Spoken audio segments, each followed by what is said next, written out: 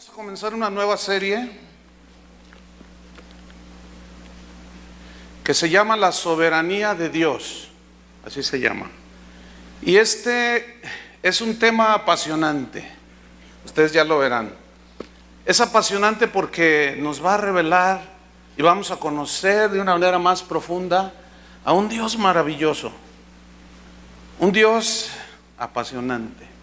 Pero también es un tema revelador, porque nos va a mostrar tantas cosas hermosas de Él, pero también es un tema controversial. El tema de la soberanía de Dios es controversial por la ignorancia que hay sobre la soberanía de Dios. De tal manera que hoy parece como que el hombre es el soberano y hace lo que quiere y hace a un lado la soberanía de Dios. Es apasionante este tema y es revelador porque es una de las doctrinas que nos enseñan quién es Dios. Y todos los cristianos necesitamos conocer a Dios de una manera más profunda, para no hacer tonterías, para no hablar tontamente, saber cómo es Dios, por qué obra como Él quiere. Esto es parte de la soberanía de Dios. Esta enseñanza nos va a responder preguntas que son difíciles, como por ejemplo, si Dios sabía que Satanás se iba a revelar, ¿por qué lo creó? Esa está difícil, ¿no? Otra pregunta que es difícil, si Dios sabía que Adán iba a desobedecer, ¿por qué lo creó? Esas son preguntas difíciles, pero se contestan por medio de esta doctrina de la soberanía de Dios. Otra pregunta difícil es, si Jesús sabía que Judas lo iba a traicionar, ¿por qué lo escogió deliberadamente? ¿Por qué Él lo escogió deliberadamente? Él sabía que lo iba a entregar. Todo esto se responde por medio de la soberanía de Dios. Otra pregunta difícil, ¿por qué permitió Dios que Job fuera arruinado por Satanás? ¿Por qué le dio permiso? Si Dios tiene todo el poder, ¿por qué no destruye a Satanás? Y santo remedio, ya todos contentos. ¿No es cierto? Es más, yo una vez supe de unos cristianos que estaban orando para que el diablo se convirtiera. Nada más ignorante de la palabra de Dios. Increíble, ¿no? Orando para que... Dice, porque de esa manera se acaban todos los problemas, Señor. Entonces estaban orando para que Dios tocara al diablo. Hay cada cosa. Otra pregunta interesante que contesta la soberanía de Dios. Esto va a ser a lo largo de casi todo el año, lo que resta del año. La pregunta es, ¿por qué Dios salvó a Daniel del foso de los leones y a Esteban permitió que lo apedrearan? ¿Por qué a unos libra y a otros no? Aparentemente. ¿Por qué? Y seguramente algunos se han hecho esta pregunta, ¿por qué dice la Biblia que Dios me protege y por qué me caí y me rompí el brazo? Ahí son preguntas difíciles, ¿no? Que escúchame, los que predican que todo te va a ir bien no te saben responder porque no conocen la soberanía de Dios. Pero todo eso tiene respuesta en la Biblia. Otra pregunta, ¿Dios realmente tiene todo el control? Yo les pregunto, ¿Dios tiene todo el control? ¿O Satanás? Entonces, ¿por qué hay todo lo que hay en el mundo? Parece como que si Satanás fuera el que tuviera el control de las cosas. Y la típica, si Dios fuera amor, ¿por qué permitió el tsunami? Si Dios fuera amor, ¿por qué permitió que se les cayera la casa encima a una familia allá en un pueblo donde llovió mucho? Si Dios es amor, entonces te dejan tambaleando ahí porque no sabes qué decirle. Pero esta doctrina de la soberanía de Dios nos revela, nos muestra, y es controversial porque algunos cristianos dicen que Dios no quiere que tú sufras. ¿Dónde dice eso? Y ellos se toman del versículo donde dice que Él llevó nuestros dolores, nuestras enfermedades. Entonces, como ya se las llevó, ya no tenemos por qué pasar nada de eso. Pero esa es una una media verdad, es una verdad a medias. Si es cierto que Él llevó todas nuestras enfermedades, pero todo tiene connotación espiritual, aunque también incluye lo físico. Pero entonces, si fuera así, ¿por qué los cristianos se enferman? También se enferman esos de la superfe, ¿eh? Más que ellos dicen que se fueron de vacaciones. Dios va a responder. Una pregunta que hace muchos años yo me hacía es: ¿por qué si Dios sabe mis necesidades antes de que se las pida, por qué me dice que le pida? ¿No es cierto? Porque una vez una hermana dijo: no, Dios me reveló que ya no le pidamos a Dios, que ya no oremos. ¿Cómo? ¿Por qué? Dice, la Biblia dice que Él conoce nuestras necesidades. Entonces, si las conoce, ¿para qué le pedimos? Pero en otra parte dice que haced conocidas vuestras peticiones delante de Dios. ¿Y qué con el sufrimiento? ¿Y qué con la adversidad? ¿Y qué la soberanía de Dios en la enfermedad, en el sufrimiento? ¿Qué con todo eso? Bueno, la Biblia enseña por todas las páginas de la Biblia enseña acerca de la doctrina de la soberanía de Dios. Y eso es lo que vamos a aprender. ¿Cómo la ven? Así es que nos vamos a tirar un clavado a las Escrituras y se van a comer ustedes que madrugan y como dice la Biblia, que madruga Dios le ayuda, ¿verdad? Pues Dios les va a dar un filete de este tamaño, de desayuno. Así es que prepárense. ¿Están listos? Bien. Vamos a definir lo que es la soberanía de Dios. La soberanía de Dios es el gobierno absoluto que Dios tiene sobre toda la creación, porque Él es dueño de todo. Él hace como Él quiere. Él no tiene que darle cuentas a nadie. Tampoco le pide permiso a nadie por cómo va a hacer las cosas. Porque Él hace todo conforme es su soberana voluntad. Porque yo les aseguro que Él es muchísimo más inteligente que cualquiera de nosotros. Y sabe hacer las cosas mejores. Cuando Él hizo la creación, ¿te pidió consejo? ¿Cómo diseñar la tierra? ¿A quién le pidió consejo? Él hace las cosas como Él quiere y las hace bien. Su poder y autoridad son ilimitados.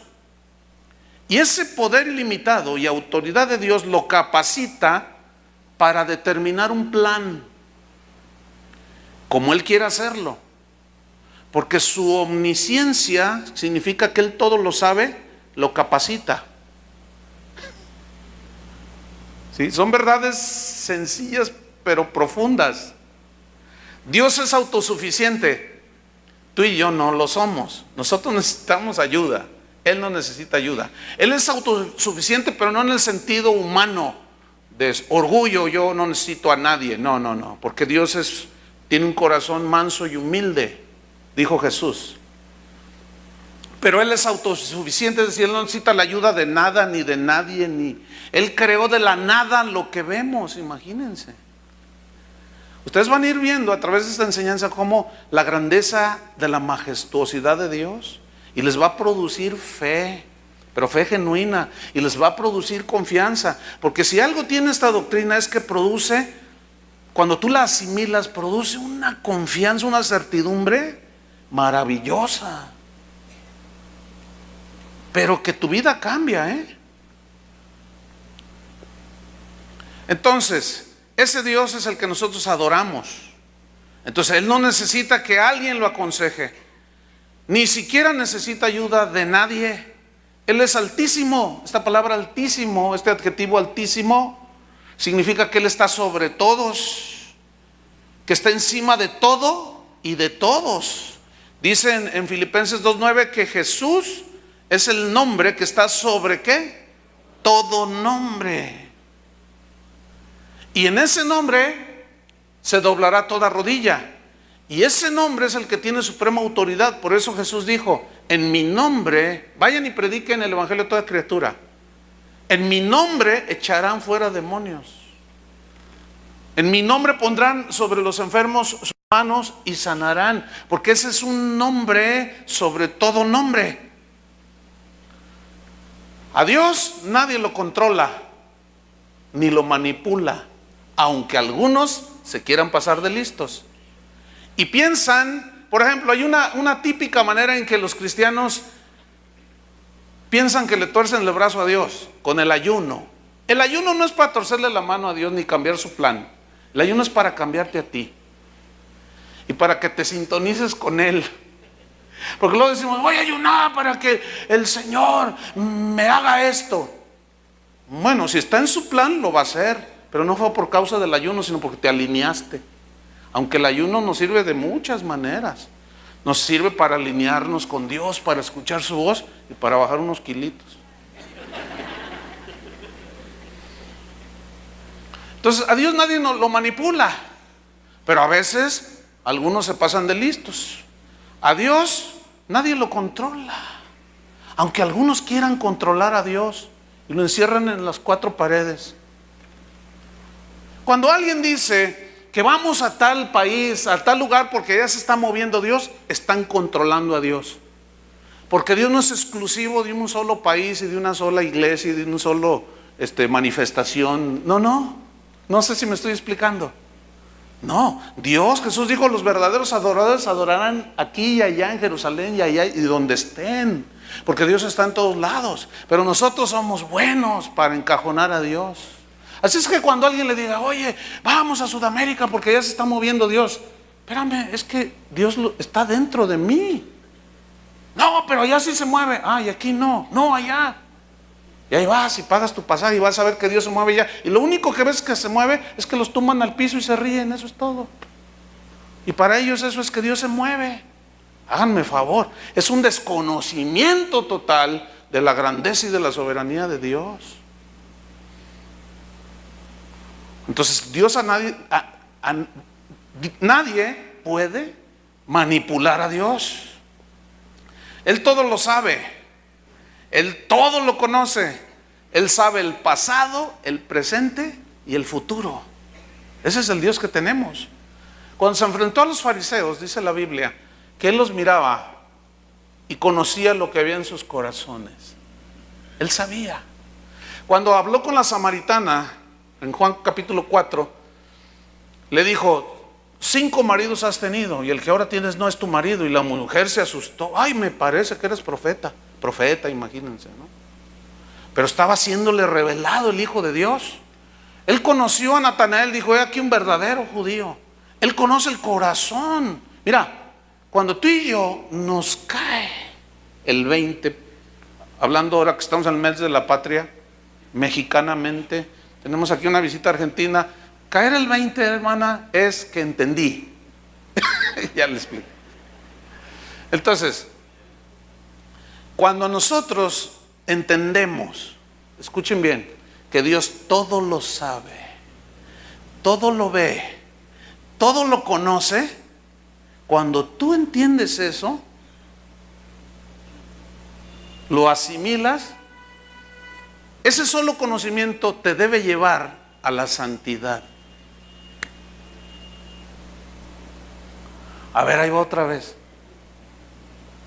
Cuando a ti te cae el entendimiento de que Dios todo lo sabe, todo lo ve, que te conoce. El salmista se le fundieron los fusibles cuando dijo, examíname, oh Dios, y conoce mis íntimos pensamientos. Aún no está tú conoces mi levantarme y mi sentarme. Aún no está la palabra en mi boca y aquí tú la sabes toda. Tal conocimiento es maravilloso para mí y no lo puedo entender. Se le fundieron los fusibles. No lo puedo entender. Esa frase, no lo puedo entender, no significa que no había entendido. Significa es que rebasa. Pero basta con que entendamos, que tengamos el entendimiento que si sabemos que Dios sabe todo, que Él ve todo, eso nos lleva en el camino de la santidad. Si no fuera Dios todopoderoso, entonces no podría ser soberano. ¿Estamos? No podría ser soberano. entonces tampoco sería Dios. Entonces Dios ejerce su voluntad de una manera soberana. Él hace como Él quiere. Vamos a Efesios capítulo 1, versículo 11. Efesios 1, 11.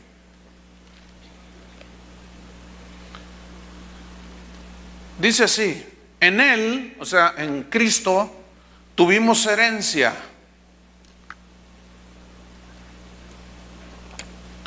En Él tuvimos herencia, habiendo sido predestinados. Digan todos predestinados.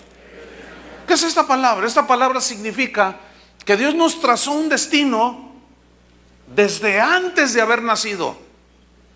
Dice que Él nos conoció desde antes de la fundación del mundo. Él sabía y sabe quién iba a entregar su vida a Cristo. Él sabe quién va a entregar su vida a Cristo, como también sabe quién no va a entregar su vida a Cristo. Él sabe quién va a serle obediente, aún desde antes de que nazcan. Y Él sabe quién va a traicionar a Cristo, aún antes de que nazcan. Él sabe todo, por eso es Dios. Entonces dice que Él nos predestinó. Es decir, a los que hemos recibido a Cristo, Dios nos trazó un destino. Y ese destino es ser transformados a la imagen de su Hijo Jesús. ¿Por qué? Porque en el conocimiento de Dios, de la eternidad, del pasado, presente y futuro, Él nos trazó un destino. Por eso dice, hemos sido ¿qué? Predestinados. Sigo leyendo. Conforme al propósito, Dios tiene un propósito, y es ese: formarnos a la imagen de Cristo, parecernos más a Él, del que hace todas las cosas, escuchen aquí, según el designio de su voluntad. Designio de su voluntad, según el deseo, según lo que Él quiso hacerlo, como Él quiso hacerlo. Daniel 4, versículo 35. Vean qué versículo este. Dice en Daniel 4:35: todos los habitantes de la tierra son como nada. Ahora vamos a filosofar un poquito. ¿Qué es nada? Sí, pero ¿qué es nada? ¿Alguien me puede definir lo que es nada? ¿Ah? ¿Qué es nada?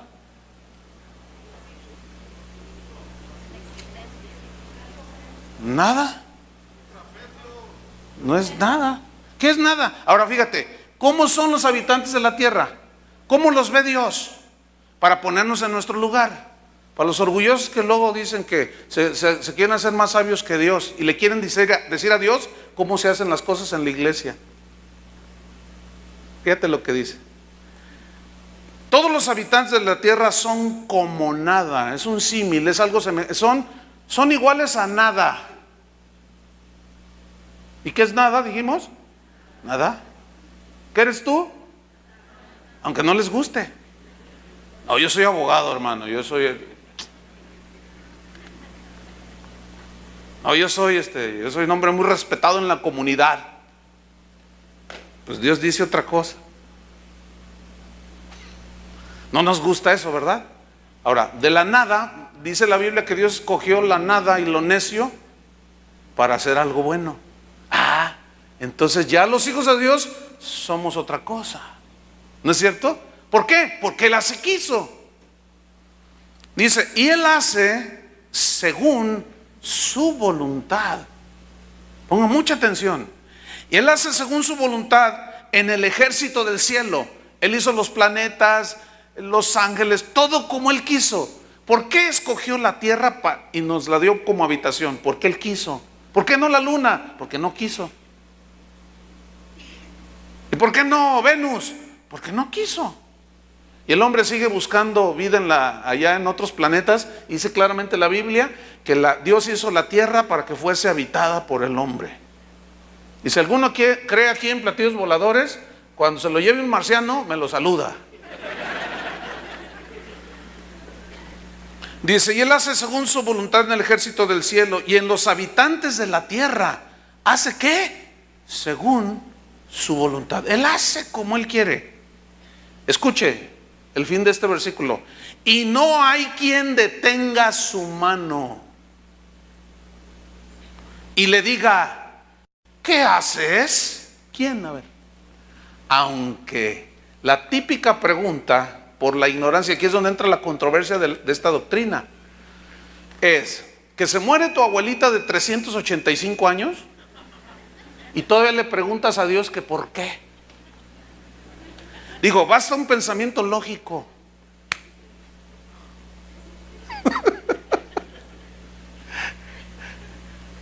¿No? Digo, vamos a pensar con sensatez y un poquito de sabiduría. Échale un poquito de sabiduría allí. Porque es muy común que la gente, y ahora con la tecnología, por el internet, a veces me mandan correos: pastor, ore por mi papá. Yo le digo, ¿qué tiene tu papá? ¿Cuántos años tiene? 98, ya va para el siglo. Es que no hace mucho, todavía corría. ¿Cómo quieren que ore? ¿Saben cómo oro yo en esos casos? Señor, hágase tu voluntad. Imagínate que yo le diga, Señor, que sea como Superman el abuelo. Pues ¿cómo va a ser? Estaría perdiendo mi tiempo y estaría yo haciendo algo que no es real. Ahora, yo oro, si está en la voluntad de Dios, que lo sane y le añada como Ezequías 15 años más. Bueno, eso está en la voluntad de Dios. Yo oro por que Dios lo sane. Pero a veces, hermanos, cuando ya estamos en las últimas, yo he estado allí atendiendo hermanos que están al borde de la muerte, ya bien viejitos, y está la familia y ore, pastor, usted sí, póngale las manos que Dios lo levante. Y el viejito, ya díganles que me dejen, ya me quiero ir, ya suéltenme. Digo, hermanos, ya tranquilos. Luego se muere el viejito de 725 años y no aceptan la voluntad de Dios. No aceptan la voluntad de Dios. Y la pregunta típica, ¿por qué, Dios mío? ¿Por qué te lo llevaste dejándome a mí?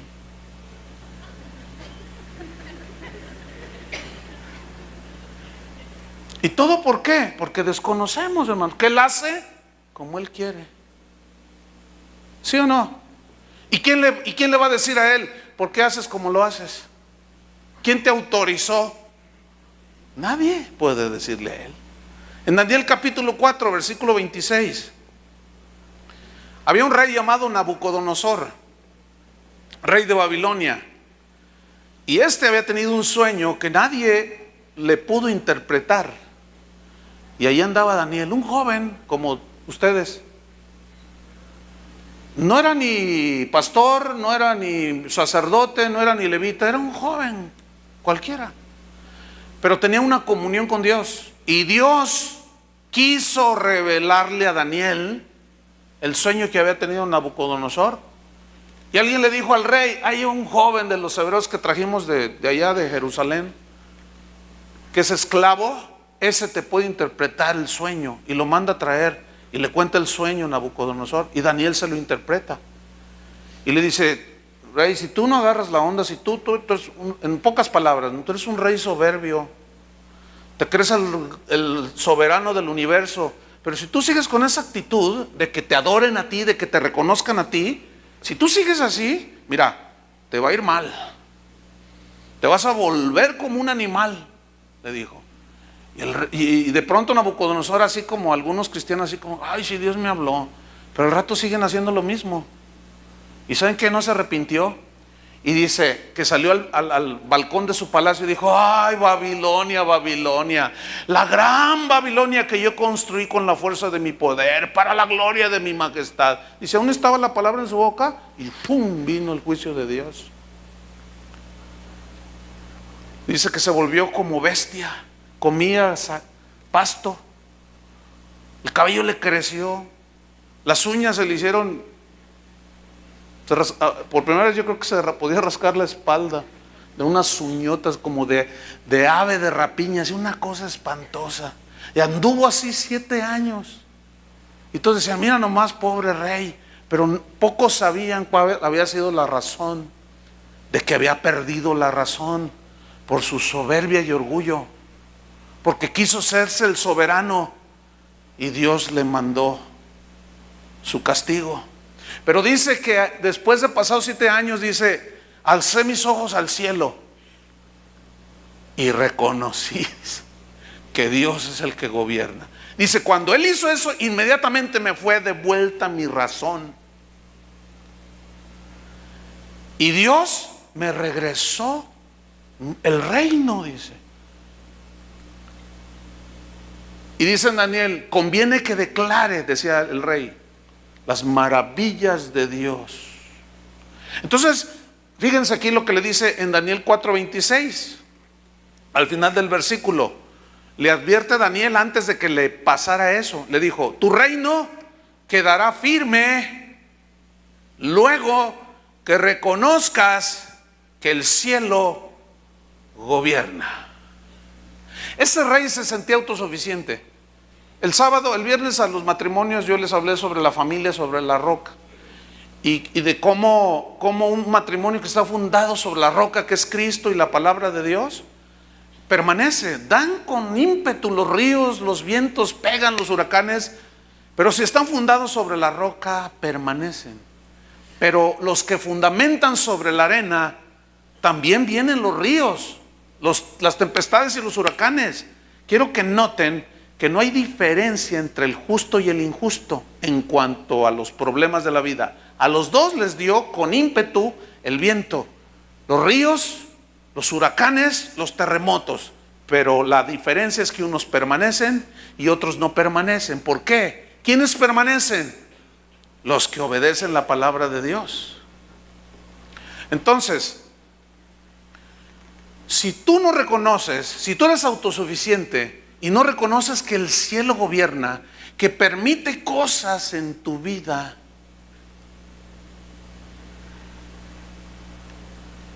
para tratar contigo, y entonces tú en lugar de decir, Señor, ¿qué quieres enseñarme?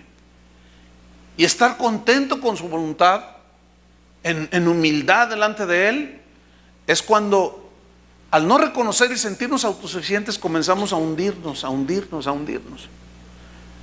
Y luego la esposa le dice al marido, vamos a pedir consejo. Dice, no, a mí nadie me aconseja, yo puedo salir solo de estos problemas. Sí, cómo no.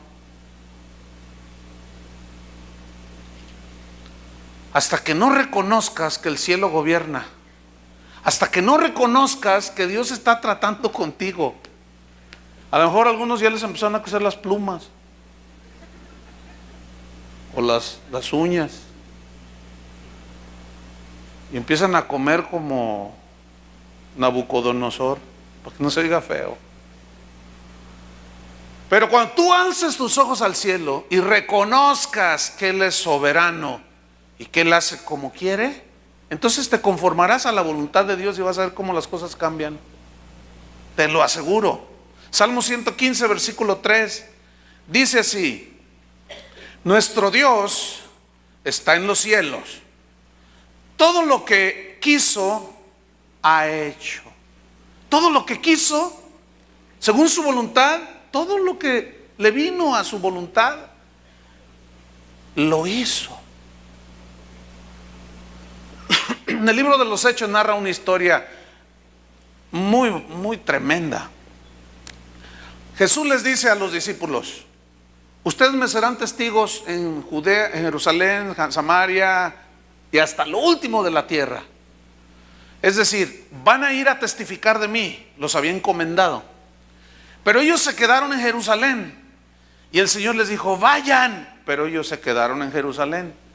Entonces, permite Dios un látigo que se llamaba Saulo. ¿Sí saben quién es Saulo, no? Dios permitió que ese Saulo se levantara y persiguiera a la iglesia. Y los mataba. Los agarraba, los golpeaba, los metía a la cárcel y a otros los asesinaba. Él consistió en la muerte de Esteban. Entonces, como se fue detrás de la iglesia y comenzó a perseguirla, los cristianos salieron dispersados por todo el mundo. Y el Señor dijo, bueno, no dice así la Biblia, pero se entiende. Yo les dije que fueran y ustedes se quedaron. Salgan, aquí nos quedamos. Como Pedro, aquí hay una enramada, hacemos para Moisés, para ti y para nosotros. Aquí nos quedamos, estamos muy a gusto. Y el Señor, vayan y prediquen, aquí nos quedamos. Oh, ok. Y levanta un látigo, se va sobre los cristianos y les pone una corretiza. Y resulta que Dios usó eso para cumplir su propósito de llenar toda aquella región con el evangelio, porque dice la Biblia que a donde quiera que iban los discípulos iban predicando la palabra de Dios. Es mejor obedecer, ¿no? Pero si no lo hacemos, Dios sabrá cómo hacerle para que cumplamos su propósito. Entonces un día está orando uno, allí se llamaba Ananías, y está orando, adorando al Señor. Y casi al mismo tiempo, Pablo va con cartas en la mano detrás de la iglesia, persiguiendo la iglesia, y va camino a Damasco. De pronto Dios quiso, por su soberana voluntad, revelarse a Pablo, y se le aparece en el camino. Y era tal la gloria del Hijo de Dios, de Jesús, que Pablo cayó en tierra y le dijo: ¿quién eres, Señor? Y Jesús le dijo: yo soy Jesús a quien tú persigues. No, a ti no, a los locos esos aleluyas. Lo que les haces a ellos me lo haces a mí. Le dice el Señor: dura cosa te es dar cosas contra el aguijón. Déjame ilustrarte lo que significa eso. Ponte a darle de patadas a una cobra, a ver si le ganas. No le vas a ganar, ¿verdad que no? ¿Qué le haces con un puntapié? No le haces nada. En cuanto tú le tiras el primer puntapié, ya te agarró. O sea, en otras palabras, es imposible. No puedes hacer nada en contra mía, ni de mi iglesia, ni de mis siervos, ni de mis hijos. No puedes hacer nada. Entonces Saulo en ese entonces le dice: Señor, ¿qué quieres que yo haga? Y dice: mira, levántate y ve y busca a un siervo mío, se llama Ananías. Él estaba orando allá en su casa. Y va y lo busca. Pero Ananías sigue orando y Jesús le dice: va a venir Saulo y le vas a imponer las manos para que reciba el Espíritu Santo. Y el otro se asustó. No, Señor. Y fíjate lo que le dice: ¿qué no sabes que es el que nos persigue? Ah, no, Dios no sabe. ¿Qué no sabes que es el que lleva a tus hijos presos? ¿Y qué no sabes? Ay, no, imagínate a Jesús ahí. Ay, no. Oye, Gabriel, ¿tú sabías? Fíjate lo insignificante y lo pequeño de nuestra mente y entendimiento. No nos entra. Porque nuestros pensamientos son netamente terrenales. No llegan ni al techo de este edificio. Por eso dice que sus pensamientos son más altos que los nuestros. Por eso dice que nunca Él se va a rebajar a nuestros pensamientos, jamás. Pero nosotros sí debemos elevarnos a los pensamientos de Él y a los caminos de Él. Mientras tú quieras caminar en tus caminos y pensamientos terrenales y no te eleves a los de Él, tú vas a seguir ahí, dándole de puntapiés al aguijón. ¿Se acuerdan de Jonás? Dios lo había llamado como profeta. Y él: sí, te serviré lo que quieras, Señor. Bueno, ve y predícales a Nínive. Allá no, allá no. ¿Cómo que allá no? Ve y predícales. Y diles que si no se arrepienten, voy a fulminar esa ciudad. Ah, no, yo no voy, dice. Y se va. Paga un pasaje, se sube a un barco y dice que cuando iban ya en alta mar, Dios levantó una gran tempestad. ¿Quién levantó la gran tempestad? No fue el diablo. Dice claramente que fue Dios. Pero ¿qué hacemos los cristianos de hoy? Apenas tienes una pruebita, Satanás ya me trae, dicen. A veces sí, pero la mayoría de las veces no. Porque como eres hijo de Dios, el que trata contigo es Dios, aunque a veces usa a Satanás, como en la vida de Pedro. ¿Están entendiendo? Ahora, tú dirás: ¿y por qué tiene que ser así? Ni preguntes. Dios lo quiso hacer así. ¿Por qué? Porque Él quiso. ¿O qué? ¿Le vas a decir que así no lo haga? Después, Jonás les dice: yo sé que por mi causa está este problema aquí en el barco, tírenme al mar y se les aquietará todo. Y no le hicieron caso. Ellos siguieron tirando cosas para que la barca se aligerara. Finalmente dijeron: no, no será cierto, pero órale que lo tiran. Y dice que cuando lo tiraron al mar, se aquietó el mar. Pero luego dice: y Dios preparó un gran pez que tragase a Jonás. ¿Quién preparó el pez? ¿Eso dice su Biblia? Entonces, ¿por qué algunos ahora nos han querido hacer creer que todo lo malo y adversario que pasa es por obra de Satanás? ¿Dónde dice eso? ¿Sabe dónde dice eso? En su libro llamado Ignorancia. Porque eso no dice la Biblia. La Biblia dice que Dios preparó, Dios levantó, permitió, fíjense la sabiduría de Dios. Permitió que Saulo se levantara, pero a la vez sabía que Saulo se iba a convertir. Ya se me botó el fusible. Ya. ¿A ustedes también? Cuando hay mucha energía se botan las pastillas y ya no pasa la... Es que eso tú dices, con razón Pablo después dijo: oh, profundidad de las riquezas de la ciencia y de la sabiduría de Dios. Cuán insondables son sus juicios, e inescrutables sus caminos. ¿Quién entendió la mente del Señor? ¿Quién le instruyó? Estaba maravilladísimo. Pero entendía la soberanía de Dios. ¿Quién preparó el pez? Dios. Volvamos a Ananías. Señor, ¿qué no sabes? Que este es el que nos mete a la cárcel. Dice: mira, tú no discutas, porque instrumento escogido me es este. O sea, Pablo. ¿Instrumento qué? Escogido. Y en la mente humana lo primero que hacemos es: pero ¿por qué escoges ¿por qué lo escogiste a él? No podemos ponernos a discutir con Dios, hermanos. Fíjense, el viernes recibí un correo bien, déjame decir más o menos lo que decía. Decía: pastor, no sé quién sea, pero aparentemente parece ser como que es de acá de Sudamérica. Por el correo, ¿no? Ya ve que dice NI, Nicaragua, AR, Argentina, entonces es de allá de Sudamérica. Y decía: pastor, quiero felicitarlo porque usted es un gran orador. Usted tiene un don de convencimiento extraordinario. Lástima que no conoce el Evangelio. Fíjese nomás.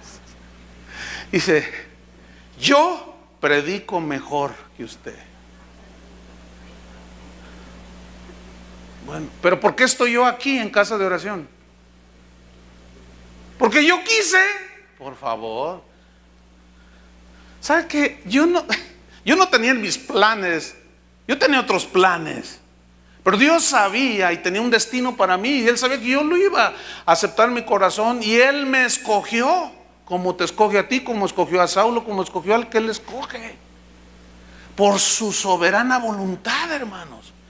Entonces, cuando yo me pongo a decir: no, es que aquel hermano, aquella hermana, claro, ahí están los falsos profetas. Esos dice Pablo en Tito 1:11 que hay que callarles la boca. Pero hay gente genuina. Y el que es llamado por Dios de una manera genuina y alguien se mete queriéndolo quitar de allí, se mete con Dios. Porque es como decir: Señor, ¿por qué pusiste a esta persona aquí? Te faltó inteligencia, me hubieras puesto a mí. Entonces dice en el correo ese: yo lo hago mejor que tú. Entonces yo le respondí, le dije: oye, pues mira, pues la verdad yo hasta allí me alcanza el entendimiento, pero te invito a que nos vengas a enseñar el verdadero evangelio. Pues no me ha contestado. O sea, lo que me estaba diciendo es: si yo tuviera el foro que tú tienes, yo lo haría mejor. Yo no sé qué estás haciendo ahí. Bueno, a lo mejor no enseño bien, no sé, pero Dios me llamó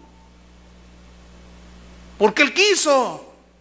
Tú viniste a este lugar Él ya sabía que tú ibas a venir, ¿no es cierto? ¿Por qué te plantó la congregación? Porque Él quiso. ¿Están entendiendo algo sobre la soberanía de Dios? Que Él escoge como Él quiere. Entonces Dios ejerce su poder soberano de una manera soberana. En Jeremías 32, versículo 27 dice así. Jeremías 32, 27. He aquí, dice, yo soy Jehová, Dios de toda carne. Escuchen esta frase que viene a continuación. Abran su corazón porque esta frase es poderosísima. He aquí yo soy Jehová, Dios de toda carne. ¿Habrá algo que sea difícil para mí? Voy a leerla de nuevo. Dios está hablando aquí. ¿Habrá algo que sea difícil para mí? Dice el Señor. Pero en nuestra perspectiva humana, nuestra mente finita y terrenal, decimos, ya todo está perdido. Esto ni Dios lo puede arreglar. Señor, ¿por qué me has abandonado? Señor, y empezamos a decir cosas sin sentido. ¿Por qué las decimos? Porque ignoramos la soberanía de Dios. Quiero que caigan en cuenta, todo esto que estamos hablando cabe perfectamente en Romanos 8:28. No es necesario que lo busquen. Deberían de aprendérselo ya de memoria ese versículo. Es más, se los dejo de tarea y el domingo de uno por uno va a pasar al micrófono aquí, a que lo diga. Mas los que aman a Dios, todas las cosas les ayudan para bien, operan para bien. Todas las cosas, mis queridos hermanos, significa las cosas buenas y las cosas malas. El asunto es que nosotros vemos las cosas malas desde nuestra perspectiva humana, pero Dios no las ve así. Es malo para nosotros que tú salgas y ya no está tu carro, se lo robaron. Es malo, ¿no es cierto?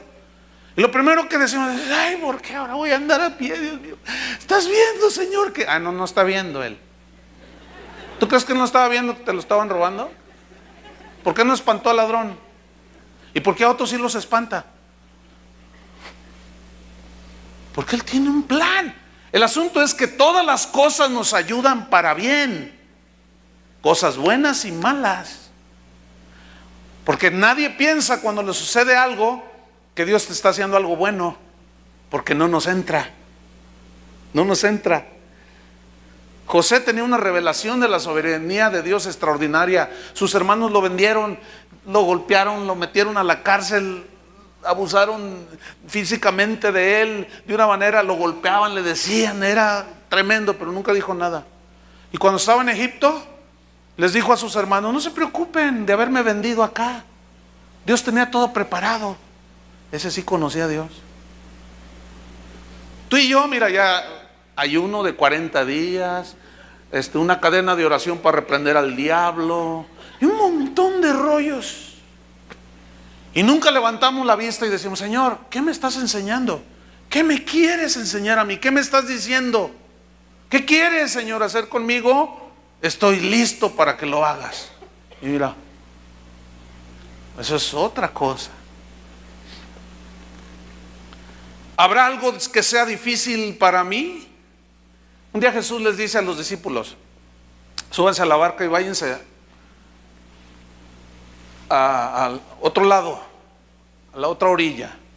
Y ahí van, y Jesús se quedó orando acá. Dice que a medianoche, pues ellos ya habían avanzado en el mar.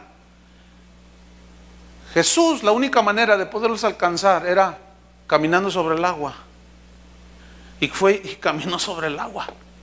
¿Se acuerdan de ese pasaje en el Evangelio? ¿Habrá algo difícil para él?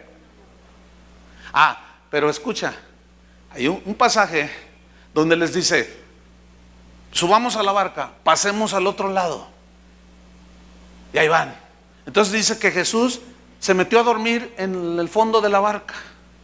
A dormir, estaba cansado. Había ministrado a mucha gente, había orado por mucha gente, estaba físicamente cansado. pero había una lección. Él sabía lo que iba a pasar, ¿a poco creen que no sabía? Y fue y se durmió. Y dice que a media travesía empezaron los vientos. Y en esa barca iban puros cristianos. Y de seguro en ese mar había otras barcas de puros no cristianos. Y a los dos les pegó la tempestad. Pues ahí estaban los discípulos. Empieza a tambalearse y a moverse por todos lados la barca y de repente, ellos gritaban, ¿no? Entonces alguien va y le dice, ¿dónde está el maestro? Y dice, está dormido. ¿Dormido? Dormido. Entonces van y lo regañan. Señor, mira, no tienes cuidado. Le dice, sálvanos que perecemos. No tienes cuidado. Ahora, él dijo, pasemos al otro lado. Yo quiero que estas palabras penetren en tu corazón. Cuando Jesús dice algo, se cumple porque Él quiere. Él dijo, pasemos al otro lado. Cuando Él dijo, sea la luz, fue la luz. Cuando Él dijo, sea la lumbrera que alumbre en el día, la lumbrera mayor, hizo el sol. De la nada hizo todo. Todo con su palabra, con el poder de su palabra. Entonces cuando Él les dice a los discípulos, pasemos al otro lado, ¿ustedes creen que Él no sabía que la tempestad iba a venir? Pregunta, Jesús en la barca, ¿era posible que Él con todo y barca se hubieran naufragado? Ahora vamos a pensar un poquito. Naufragan. Entonces están todos flotando allí y de pronto Jesús dice, Padre, pues algo falló. No sé nadar. Tu plan era la cruz, pero algo falló. ¿Se me puede imaginar eso? Ni pensarlo siquiera. Pero en otra parte Jesús dijo, he aquí yo estoy con vosotros todos los días del mundo. Hasta el fin del mundo. Todos los días de su vida, hasta el fin del mundo. ¿Quién está con nosotros todos los días hasta el fin del mundo? Y vamos en la barca. Ahora, ¿pegan ríos, huracanes? ¿Tú crees que se va a hundir la barca con Jesús adentro? Es imposible. Pero Dios permitió el viento, permitió el huracán y la tempestad para enseñarles. Dice que Jesús salió de la barca.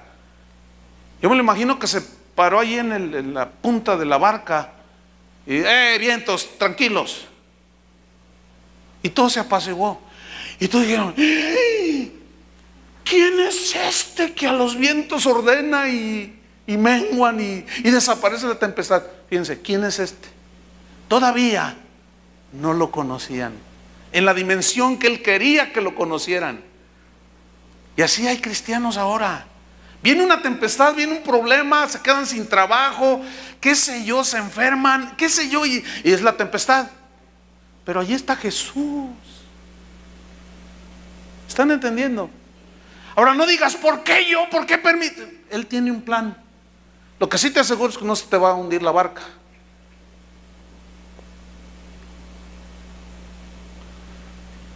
Entonces empezamos a conocer a Dios en una profundidad que Él desea que lo conozcamos. ¿Quién es este que a los vientos mandan y lo obedecen? Todavía no le conocían. ¿Habrá algo difícil para mí? En otra ocasión había 5,000, sin contar las mujeres y los niños, y uno que otro gorrón por allí. O sea, de esos que se meten nomás van a ver qué sacan y a la comer gratis. Entonces Jesús dice, sabiendo lo que iba a hacer, así dice el Evangelio, les dijo a los discípulos, denles de comer, para enseñarles que cuando estén con Él, estando con Él, nada es imposible. Que Él no nos abandona, aunque estés llorando, ahí está Él. Es que no lo siento. Es que el cristianismo no es si lo sientes o no, el cristianismo es de fe. Denles de comer, ay Señor, dices, son un montón de gente y dices, mira, nada más hay tantos denarios. Con esto no se alcanza para nada. Y luego dice otro, aquí hay un niño que vino a ofrecer unos panes y unos peces, mira. pero ¿qué es esto para tantos? Tráigamelos. Los toma, da gracias a Dios, les da a ellos y dice, ahora repártanles ustedes a la gente. Fíjate la gracia y la bondad y la misericordia de Dios. Multiplica, les dice a sus discípulos, ahora ustedes repartan. ¿Qué hacen ahora? Ahora se los venden. Pacte con Dios, tráigame $20 al mes, yo voy a orar y para que Dios le haga el milagro. ¿Saben por qué abusan de la gente? Por la ignorancia que hay. Pero aquellos discípulos no se quedaban con nada y repartieron todo y dieron de comer y todavía sobraron 12 cestas. Y el recalentado sabe mejor, ¿no es cierto? ¿Habrá algo imposible para mí? Dice. ¿Habrá algo imposible para Dios? No hay nada imposible para Dios. Un día va a una aldea donde había un amigo de él llamado Lázaro. Y al encuentro le sale 2 hermanas de este Lázaro. Señor, Señor, Señor, si hubieras estado aquí, mi hermano no se habría muerto, le dice. Dice, Jesús está dormido, dice. Entonces, los discípulos, no, es que sí se murió, decían. Pero dice ahí el Evangelio, esto decía del sueño de Lázaro, pero había muerto. Y claramente les dijo, no está dormido, Lázaro ha muerto. Pero sus hermanas le dijeron, Señor, si hubieses estado aquí, mi hermano no habría muerto. Ahora, fíjense, llévenme donde él está. Y llega y se para enfrente de la tumba. Ábranla, muevan la piedra. Y dice una de sus hermanas, no, hiede ya, porque es de 3 o 4 días, ya huele mal. ¿No te digo que si crees verás la gloria de Dios? Y le dijo a Lázaro, Lázaro, sal fuera. Y salió Lázaro y lo volvió a la vida. ¿Habrá algo imposible para Dios? Ahora, lo que pocas veces pensamos es, oigan, ¿y Lázaro todavía sigue viviendo? Pues es obvio que no. Se volvió a morir. Ese es de los pocos que se ha muerto 2 veces. Si algo tenemos de seguro en esta vida es la muerte, pero nadie piensa en ello. Y la Biblia dice que donde hay luto se enmienda el corazón. ¿Se han fijado que cuando se muere alguien, un cristiano sobre todo, por supuesto, se convierte en la abuela, el tío, el primo y un montón de gente? Siempre. Porque donde hay luto se enmienda el corazón. De alegría, nadie piensa en Dios. Cuando se murió mi papá, no sé cuántos, algunos que están aquí acompañaron ahí el proceso fúnebre. Ya lo íbamos a sepultar. Y en eso llega la familia de mi papá, hermanos, primos y gente, ¿no? Y algunos son cristianos y otros no. Entonces todos íbamos caminando y de pronto siento que alguien me abraza gritando por la espalda. Chuyito, me dice. Ay, tu papi. Y era una hermana de él. Entonces los hermanos me dijeron, oye, no es cristiana, ¿verdad? Le digo, se nota, ¿verdad? Se notó perfectamente quiénes eran cristianos, de los que vinieron y los que no eran. Los que no eran, no, pues me tiro con ellos. Cálmese, tía, cálmese. Dice, no lo va a hacer. No lo va a hacer. Lo único es que como se les acaba el mundo, se les cierra el mundo. Y luego mi mamá estaba ahí, ¿verdad? Y un familiar le dijo, ay, yo no entiendo por qué no llora. Y dice, no, pues es que está mejor que nosotros, le dice mi mamá. Está con el Señor, si me duele. Ay, pero no entiendo. Pues, ¿cómo va a entender? ¿Por qué? Decía. Le digo, bueno, porque ya era hora. Ya Dios se lo quiso llevar. Pero, ay, ¿y no te duele? Claro, es mi papá, pero yo no me voy a pelear con la voluntad de Dios. Hace poco me llegó un correo que se murió una persona. Esto fue aquí en México, en el sureste de México. Se murió, fueron y lo enterraron. Entonces sale, no faltan los hermanitos fanáticos, ¿verdad? Yo sé que Dios sigue resucitando muertos, pero ay, hermanos, fíjense lo que pasó. Se muere esta persona Lo entierran, entonces por ahí salen unos hermanos, no, Dios nos dijo que lo va a resucitar. Y fueron en la noche y lo desenterraron. Y lo llevaron a la iglesia y entre ellos el pastor. Ya estaba todo descompuesto. Y lo pusieron allí, hagan de cuenta que lo pusieron aquí. Y empezaron a orar. Y ahí estaban en una cadena de oración. Y 12, es un delito ir a sacar muertos del panteón. Es un delito. Pero a ellos no les importó porque Dios les había dicho, hágame usted favor. Total, lo llevan, ya están orando, y ay, que no sé qué, y que en el nombre de... Y nada. Y el olor empezó a salir de la iglesia. Y los vecinos, ¿qué tanta gritería y qué tanto olor tan feo? Pues no faltó quien se metió ahí y se dio cuenta que tenían al que habían enterrado. Fíjense qué ridículo, hermano. El que se había muerto no resucitó. Y llegó la policía y el primero que agarraron fue el pastor. Mira, cuando te mueras yo te dejo allí. A mí nunca me ha dicho Dios. Hay una emoción de decir, ay, era joven. Y de pronto viene, pero tú puedes orar que se levante. Toño Lázaro, el hermano, el ministro que está aquí con nosotros, que ministra en las misiones, él ha estado con gente y ha presenciado ese tipo de milagros con los indígenas en Michoacán y con los huicholes en la sierra. Pero ese tipo de eventos son extraordinarios por la soberana voluntad de Dios. Pero todos pensamos que todos los hermanos que se mueran hay que ir a resucitarlos. No, déjenlos allí. Eso es nada más porque Dios quiere hacerlo, pero es un evento extraordinario, no es algo cotidiano. ¿Pero por qué pasa eso? Porque desconocemos que Dios ejerce su poder soberano. Vámonos rápido allí al Isaías 40, versículo 12. Dice, ¿quién midió las aguas? Isaías 40, 12.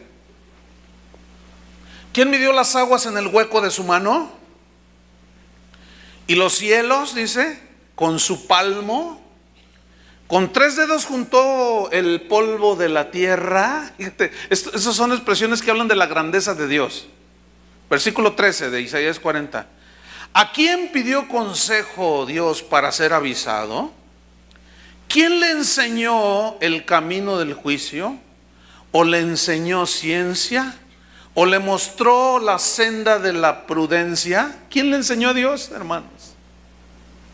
¿Quién le aconsejó? Fíjate lo que dice en Hebreos 1:1.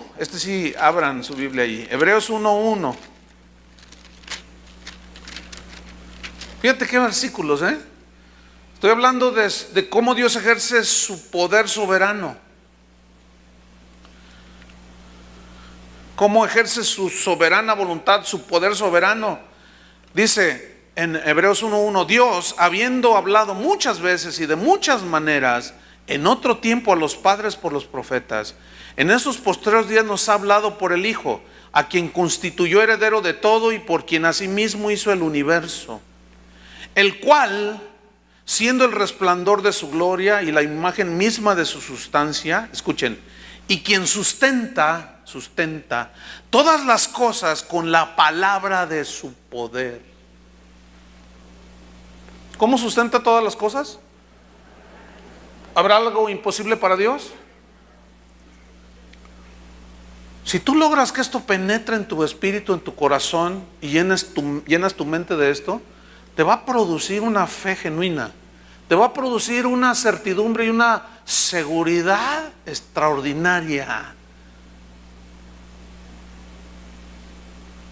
Y no tendrás temor de malas noticias.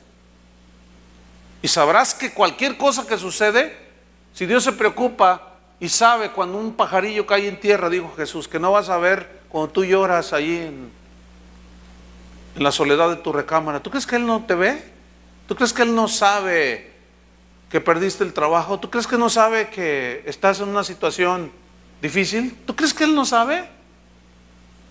¿Tú crees que ya perdió el control? ¿Tú crees que Él se le cerró el mundo y no sabe qué hacer contigo? El asunto es ¿cómo Dios va a obrar para ti? Eso sí, yo no lo sé. Pero Él lo va a hacer conforme su voluntad y como Él quiera. Pero sí te aseguro una cosa: siempre será para bien, aunque nos duela. ¿Cuántos dicen amén? Aleluya. Sustenta todas las cosas con la palabra de su poder, habiendo efectuado la purificación de nuestros pecados, por medio de sí mismo se sentó a la diestra de la majestad en las alturas. Entonces Dios ejerce su poder soberano, pero también ejerce su autoridad de una manera soberana. Ejerce su autoridad, su poder. En Romanos 9, versículo 17 al 21, ahí dice claramente: ¿y qué? Queriendo Dios mostrar su poder, endureció el corazón de Faraón para demostrar su poder y su gloria. ¿Qué? Y tú dirás: ¿y por qué haces las cosas así? Y pregunta el apóstol: ¿qué acaso le dirá el vaso de barro al alfarero? ¿Por qué me haces así? ¿Qué no tiene poder el alfarero para hacer de la masa un vaso de honra y otro para deshonra? ¿Y qué? Si queriendo Dios mostrar su poder, levantó a Faraón para mostrar su poder. ¿Quién le va a discutir? Yo no me voy a poner a discutir con él. Dios determina todo lo que quiera por su voluntad. Su poder ejecuta su voluntad. Su poder ejecuta su voluntad y nadie lo puede detener. Y su autoridad gobierna como Él quiere. Quiero decirles que ese es el Dios al que servimos. Ese es el Dios al que servimos. La soberanía de Dios pues nos revela su gloria, su poder, su dominio y su autoridad. Por eso sus hijos nos humillamos delante de Él. Por eso los cristianos solo adoramos a un solo Dios. Por eso los cristianos solo caminamos en obediencia y sumisión ante su grandeza. Por eso nosotros no le damos la gloria al hombre, que es nada. Y cuando nosotros reconocemos la grandeza de Dios, conociendo la soberanía en su voluntad, su soberanía en su poder, su soberanía en su dominio, entonces, ¿qué más queda? Más que una total confianza en que estamos en las manos de Dios. Amén. A medida que vamos a ir enseñando esto, va a ir creciendo en ustedes, en todos nosotros, una confianza extraordinaria en Jesús. Una confianza que, aunque veamos que el mundo se esté cayendo a pedazos alrededor nuestro, esto nos va a enseñar y nos va a revelar y nos va a dar respuestas de por qué y cómo hace Dios las cosas. Y por qué a algunos les da más que a otros. Por qué a algunos los mantiene del pan necesario y a otros les da: ay, le diste mucho a aquel. ¿Por qué? Hermano, no discuta. Y esto nos va a producir una paz extraordinaria, como la paz que tenía Cristo cuando estaba la tempestad y estaba dormido. Eso es nuestro inicio de esta nueva serie. ¿Cuántos quieren agradecerle a Dios? Póngase de pie. Levanta sus manos a Dios. Solamente ante Él, hermanos. Nosotros los cristianos no debemos de darle honra a ningún hombre, por más ilustre y por más sabio que sea, por más lo que usted quiera. No, hermanos. Nadie es Dios más que nuestro Dios. ¿Quién? Jehová. ¿Quién es nuestro? ¿Qué Dios hay como nuestro Dios? Decía el salmista. ¿Quién? Job un día se puso en su debilidad a preguntarle a Dios, y Dios le contestó y le dijo: Job, con paciencia a Dios, porque también Él entiende nuestra debilidad. Pero se puso a discutir con Dios y Dios le dijo: yo también te voy a preguntar, quiero que tú me contestes. Porque, ¿por qué? Le empezó a decir, ¿por qué esto? ¿Por qué aquello? Y Dios le contesta a Job y le dice, Job, ¿dónde estabas tú cuando yo fundaba la tierra? No, bueno, Señor, es que, ¿dónde estabas? ¿Dónde estabas tú cuando yo le puse límites al mar? ¿Dónde estabas tú cuando yo puse las lumbreras? ¿Dónde estabas tú? Ni siquiera existías, Job. Entonces, por favor, bueno, en otras palabras, ¿verdad? No me vengas a decir a mí cómo se hacen las cosas. Déjame a mí hacerlas. Yo soy lo suficientemente poderoso, tengo la autoridad soberana, tengo la perspectiva perfecta y exacta, porque conozco el pasado, el presente y tu futuro. Tú nada más confía en mí. Esto es la fe, hermanos. Eso es la fe. Cierra.